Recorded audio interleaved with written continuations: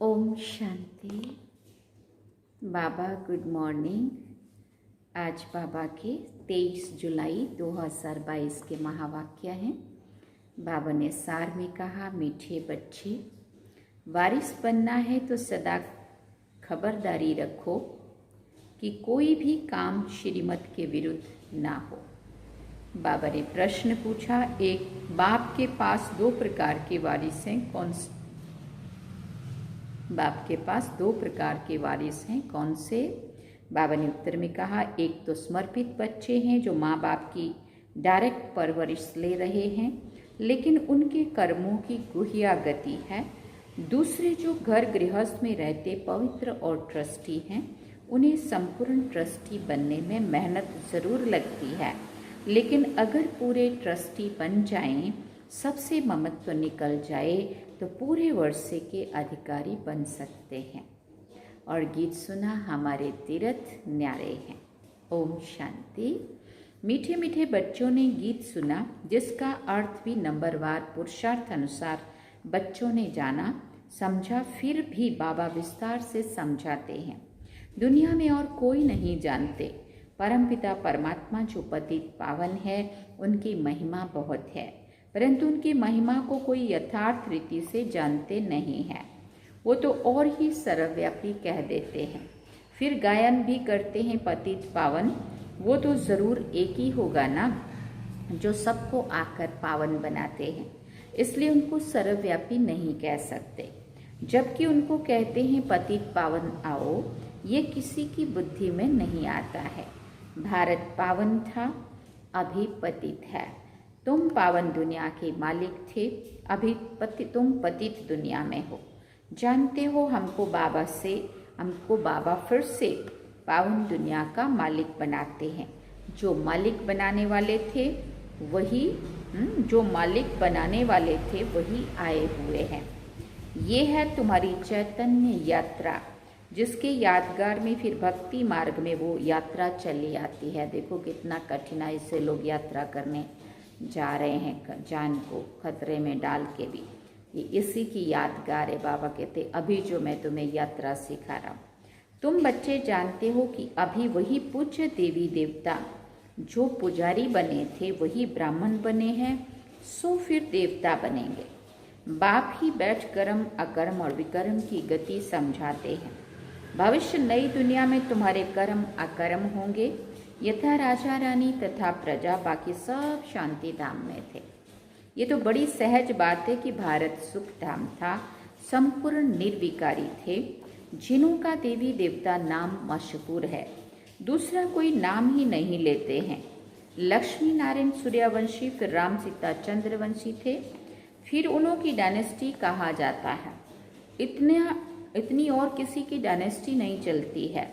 Christian की भी थोड़ा समय चलती है, पहले बादशाही नहीं होती है। आधा समय के बाद जब प्रजा वृद्धि को पाती है, तब राजाई चलती है। एडवर्ड, जॉर्ज आदि फिरते रहते हैं, थोड़े थोड़े टाइम में फिर बदलते जाते हैं। ये एक ही डायनेस्टी है जो 1250 वर्ष चलती है, इसमें बदली सदली नहीं होती है। सूर्यवंशी चंद्रवंशी डायनेस्टी वालों का ही नाम चलता है। समझा जाता है कि भिन्न नाम रूप देश काल होंगे। लंबी चौड़ी डायनेस्टी चलती है, चेंज नहीं होती है। इस समय तुम बच्चों को बाप बैठ अच्छा कर्म करना सिखाते हैं। तुम बच्चे कभी किसी को दुख नहीं दो। यहाँ तुम सब पढ़ने के लिए बैठे हो। अपने अपने घर में भी बहुत रहते हैं, घर में रहते हुए भी वारिस बन सकते हैं। यहाँ जब तक माँ बाप परवरिश करते हैं, उन्हों के कर्मों की भी गति न्यारी है। बाकी जो बाहर रहते हैं, सब कुछ बाबा का ट्रस्टी, बाबा का समझकर ट्रस्टी बनकर रहते हैं, वो भी जैसे वारिस हो गए, है ना। परंतु सब कुछ बाबा का समझो और बाबा के कार्य में कुछ भी ना लगाएं, वो भी हमें समझना है। हाँ, डिफ़िकल्टी ज़रूर होती है। जब सबसे ममत्व टूट जाए और पूरा निश्चय हो, हम सब कुछ उनके अर्पण करते हैं। जीते जी हम उनकी मिल्कियत के ट्रस्टी हैं। ऐसे कोई जीते जी बनते नहीं हैं। जब मरने का समय होता है तब ट्रस्टी बनाकर जाते हैं। यहाँ सरेंडर करते हैं। बाबा कहते हैं बच्चे ट्रस्टी होकर रहो। ये तो भक्ति मार्ग में भी कहते आए हो, भगवान ने सब कुछ दिया है। अभी बाप कहते हैं बच्चे यहाँ तुम सन्मुख बैठे हो, अब देह सहित जो भी तुम्हारा है उनसे ममत्व निकालना है। जिसके लिए कहते आए हो सब कुछ ईश्वर का दिया हुआ है। जब वो आएंगे तब उन पर वारी जाएंगे, उनके हवाले सब कुछ कर देंगे। यहाँ तो इनको जायदाद आदि बनानी नहीं है। ये कोई लेने वाला नहीं है, देने वाला है। ऐसा नहीं समझें कि इसको हम दे रहे हैं, इससे तो हम ले रहे हैं। कहते हैं ट्रस्टी बनकर पूछते रहना है, क्योंकि भूल चूक कभी भी हो सकती है। पक्का ट्रस्टी होने में टाइम लगता है। बाबा जानते हैं टाइम लगेगा। ट्रस्टी होने से ही वारिस बनते हैं। यहाँ रहने वाले भी ट्रस्टी बनते हैं। बाबा कहते हैं मैं रिटर्न में वैकुंठ की बादशाही देता हूँ, तुम्हें दूसरा जन्म अमर लोक में लेना है। ट्रस्टी होकर फिर खबरदार भी रहना है। अक्सर करके गरीब ही निमित्त बनते हैं ऊंच पद पाने के। वारिस बनते हैं, फिर कोई बिछाड़ी में चंद्रवंशी में जाकर मालिक बनेंगे। तब तक बड़ों के आगे सर्विस करते रहेंगे। अब भी कई ऐसे हैं जो कभी उन्नति को पाते नहीं हैं, फिर समझा जाता है उनकी तकदीर में शायद कुछ नहीं है। सर्विस करते करते पिछाड़ी में कुछ पद पा लेंगे, सो भी रहेंगे तो अगर टिके बचे तो। निकल गए तो प्रजा में भी कम पद पाएंगे। बहुत हैं जो जामड़े हैं, जामड़े मना बौने हैं, मना पुरुषार्थ में नीचे छोटे हैं, वृद्धि को पाते ही नहीं है। न तन सेवा में, न मन सेवा में, न धन सेवा में, न योग, न ज्ञान, न धारणा, न सेवा, कुछ भी नहीं। समय पास हो रहा है, बस बाबा शब्द बोलो, बस हो गया मेरा बाबा, बस समझते कुछ भी नहीं। कर्म विकर्म की गति बाप ही समझाते हैं। यहाँ कुछ भी अच्छे कर्म नहीं करते तो विकर्म वृद्धि को पाते रहते हैं। तुम भी कहेंगे ये तो ड्रामा का पार्ट बना हुआ है ना, ये भी जरूर चाहिए। जो राजाई के अंदर रहते नौकरी आदि करते रहेंगे, नौकर फिर उन्नति को पाते पिछाड़ी में राजाई करेंगे। ईश्वर के पास रहते हुए ऐसे कर्म करते हैं तो फिर सजाएं भी बहुत खाते हैं। पद भी नीच मिलता है, इसलिए समझाया जाता है ऐसे ऐसे विक्रम नहीं करो, नहीं तो वृद्धि को पाते रहेंगे। सर्विस कुछ करते नहीं है, खाते रहते हैं, पढ़ते भी नहीं। ये कर्मों की गति देखो कैसी है।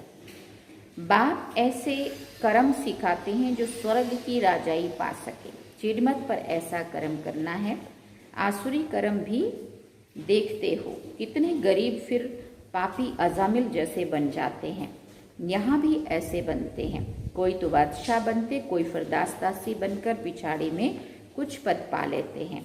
ऐसे भी हैं, बाप अच्छी तरह जानते हैं। यहाँ रहते भी अच्छा कर्म नहीं करते हैं तो फिर नशा नहीं रहता है। कर्मों की गति बाप बैठ समझाते हैं। बाप कहते मैं ही गरीब निवाज हूँ, मुझे गरीबों के पाई पाई से स्थापना करनी है। मैं साहूकार निवाज तो नहीं हूँ। अक्सर करके माताएं गरीब होती हैं, उनके हाथ में कुछ नहीं रहता है। वो कोई हाफ पार्टनर नहीं है, नहीं तो विल करते तो आधा हिस्सा उन्हों का निकालते। घर के तो बच्चे ही वारिस होते हैं, भले गवर्नमेंट ने आजकल कायदे निकाले हैं। अभी तुम जानते हो भारत बिल्कुल ही गरीब है। कुमारियाँ अक्सर करके गरीब होती हैं। जब तक ससुर घर जाएं विकार का सौदा मिले सौदा हो तब मिले। ये है ही विशेष वर्ड। निर्विकारी कभी किसी के आगे हाथ नहीं जोड़ेंगे। ये किसी को पता नहीं है कि जो निर्विकारी हैं वही फिर विकारों में गिरते हैं। भक्त लोग तो समझते हैं कि कृष्ण हाजिरा हाजूर है, भगवान कभी मरता नहीं है, पुनर्जन्म नहीं लेता है। तुमको भी अभी ज्ञान मिला है। जानते हो लक्ष्मी नारायण सबसे ऊंच स्वर्ग के मालिक थे। सीताराम को स्वर्ग का मालिक नहीं कहेंगे। ये भी अभी रोशनी मिली है तो बाप समझाते हैं। जबकि अब सदगति होती है तो दुर्गति का कोई भी कर्तव्य नहीं करना है। सबसे पहले तो देह अभिमान छोड़ना है। सबसे अच्छा कर्म है एक बाप को याद करना और देही अभिमानी होकर रहना है। अपनी जांच करते रहना है, कोई विकार तो नहीं आया है, लोभ भी नहीं करना है। जबकि सब कुछ ईश्वर का है तो हम लोभ क्यों रखें? हमको जो बाप कहते हैं वो करते हैं। बाप तो हर एक बच्चे की रग अच्छी तरह से देखते हैं ना, पोता मेल भी देखते हैं। कोई बहुत गरीब होते हैं तो कुछ न कुछ 15-20 रुपया बचा कर भी देते हैं, अपना भविष्य बनाते हैं। बाप राय भी देते हैं, थोड़ा बहुत फिर अपने बैंक में रखो 5, 2, 10 बैंक में रखो। तो श्रीमत मिली है ना, पेट को पट्टी बांधकर भी शिव बाबा को देते हैं। शिव बाबा इन द्वारा ही तुम्हारे रहने के प्रबंध में लगाते हैं। ये ब्रह्मा बाबा भी शिव बाबा का अकेला बच्चा है। ये इकट्ठा क्यों करेगा जबकि इसने ही अपना सब कुछ माताओं की सेवा में लगाया है ना, सब कुछ दे दिया। ये बच्चियां फिर 21 जन्मों के लिए वर्षा पाती हैं। तुम जानते हो हमारे देवी देवताओं का गृहस्थ धर्म पवित्र था, अभी तो पतित बन गए हो। तब बाबा समझाते हैं ये भी ट्रस्टी हो गया ना, तुम माताओं को ट्रस्टी बना लिया।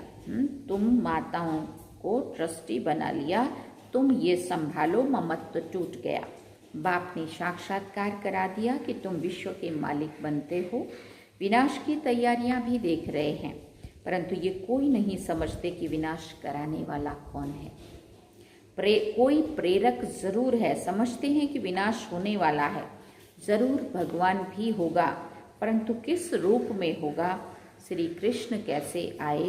भले कृष्ण का रूप बहुतों का बना देते हैं, परंतु वो तो आर्टिफिशियल हो जाता है, वो कोई रियल कृष्णा तो नहीं है ना। बहुत हैं जो श्री कृष्ण का रूप बनाकर ठगते हैं। कोई का फिर जड़ मूर्ति में भी भाव बैठ जाता है, तो वैसे ही साक्षात्कार हो जाते हैं और फिर जाकर उनको चटकते हैं, क्योंकि श्री कृष्ण है मोस्ट लवली बालक स्वर्ग का। उनमें कशिश भी बहुत है। बाबा से बहुत भारी वर्षा लेना होता है। बाप बैठ समझाते हैं कर्मों अनुसार। बाबा से अगर कोई पूछते हैं तो बाबा झट बता सकते हैं, ये कुछ समझते ही नहीं है। कर्म ऐसे करते हैं जो विकर्म ही होता है। देहाभिमान बहुत रहता है। भले शिव बाबा कहते रहते हैं, ऐसे तो शिव बाबा के भक्त बहुत हैं, काशी में भी भक्त बैठे हैं। उनका ये मंत्र है शिव काशी विश्वनाथ गंगा। अर्थ कुछ भी नहीं समझते हैं, समझते हैं गंगा इनसे निकली है इसलिए गंगा के कंठे पर जाकर बैठते हैं, समझते हैं हम वहाँ मुक्त हो जाएंगे। शिव काशी उच्चारते हैं, फिर दिखाते हैं भगीरथ ने गंगा लाई, क्या गंगा द्वारा पतित से पावन हो जाएंगे? पूछते बाबा। पतित पावन को तो पुकारते हैं ना, वो कौन है, कैसे सहज राजयोग सिखाते हैं, ये कोई नहीं जानते हैं। शिव बाबा को कैसे याद किया जाता है ये भी तुम जानते हो। तुम्हारी है याद की यात्रा, तुम्हारी जिस्मानी यात्रा बंद है। वो होती है जिस्मानी यात्रा और ये है रूहानी यात्रा। बाप कहते रहते हैं बच्चे घर को याद करो, ये छी दुनिया, छी पुराना शरीर है। मैं तुम्हारा बाप हूँ, तुमको वापस ले जाऊंगा। इस महाभारत की लड़ाई में कितने खत्म होने वाले हैं, इतने करोड़ों मनुष्य हैं, उनकी आत्माएं कहाँ जाएंगी? अपने अपने धर्म के सेक्शन में स्टार मिसल जाकर रहेंगी। परम धाम का सीन दिखाया है ना, अपने अपने सेक्शन में कैसे जाकर आत्माएं सेट हो जाती हैं। उसे कहा ही जाता है निराकारी दुनिया। वर्ड उसको कहा जाता है जहाँ बहुत रहते हैं। अगर कहीं ब्रह्म में लीन हो जाते हैं तो वर्ड तो नहीं हुई ना, गाया भी जाता है निराकारी दुनिया, जिसमें आत्माएं रहती हैं, जिनको फिर पार्ट बजाने आना है। ये अविनाशी ड्रामा है। प्रलय तो कभी होती नहीं है। सतयुग से कलयुग तक मनुष्यों की वृद्धि होती जाती है। वहाँ दूसरा कोई भी धर्म नहीं होगा।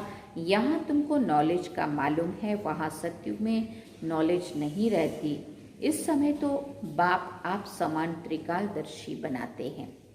अच्छा, मीठे मीठे सिकिलते बच्चों प्रति माता पिता बाप दादा का याद प्यार और गुड मॉर्निंग। रूहानी बाप की रूहानी बच्चों को नमस्ते। हम रूहानी बच्चों की रूहानी माता पिता बाप दादा को दिलवा जान सिकवा प्रेम से याद प्यार, गुड मॉर्निंग, नमस्ते, थैंक यू बाबा, शुक्रिया बाबा। धारणा के लिए मुख्य सार है। पहला पॉइंट, जीते जी देह सहित सबसे ममत्व निकाल ट्रस्टी बनकर रहना है, श्रेष्ठ कर्म करने हैं, कभी भी किसी को दुख नहीं देना है। दूसरी बात, किसी भी चीज़ में मोह नहीं रखना है या लोभ नहीं रखना है। रोज अपना पोता मेल देखना है कि मेरे में कोई विकार तो नहीं है। देहाभिमान छोड़ एक बाप को याद करने का श्रेष्ठ कर्म करना है। वरदान में बाबा ने कहा, अपने क्षमा स्वरूप द्वारा शिक्षा देने वाले मास्टर क्षमा के सागर भव। अपने क्षमा स्वरूप द्वारा शिक्षा देने वाले मास्टर क्षमा के सागर भव। यदि कोई आत्मा आपकी स्थिति को हिलाने की कोशिश करे, अकल्याण की वृत्ति रखे, उसे भी आप अपने कल्याण की वृत्ति से परिवर्तन करो या क्षमा करो। परिवर्तन नहीं कर सकते हो तो मास्टर क्षमा के सागर बनकर क्षमा करो। आपकी क्षमा उस आत्मा के लिए शिक्षा हो जाएगी। आज का शिक्षा देने से कोई नहीं समझता, लेकिन क्षमा करना अर्थात शुभ भावना की दुआएं देना, सहयोग देना। स्लोगन में बाबा ने कहा, स्वयं को और सर्व को प्रिय वही लगते हैं जो सदा खुशहाल रहते हैं। स्वयं को और सर्व को वही प्रिय लगते हैं जो सदा खुशहाल रहते हैं। अच्छा, ओम शांति। बाबा ने सार में कहा, मीठे बच्चे, वारिस बनना है तो सदा खबरदारी रखो कि कोई भी काम श्रीमत के विरुद्ध ना हो। और गीत क्या सुना, हमारे तीर्थ न्यारे हैं। ये थे आज के बाबा के महावाक्य जो हम सभी ने सुने। अब हम बाबा को याद करेंगे।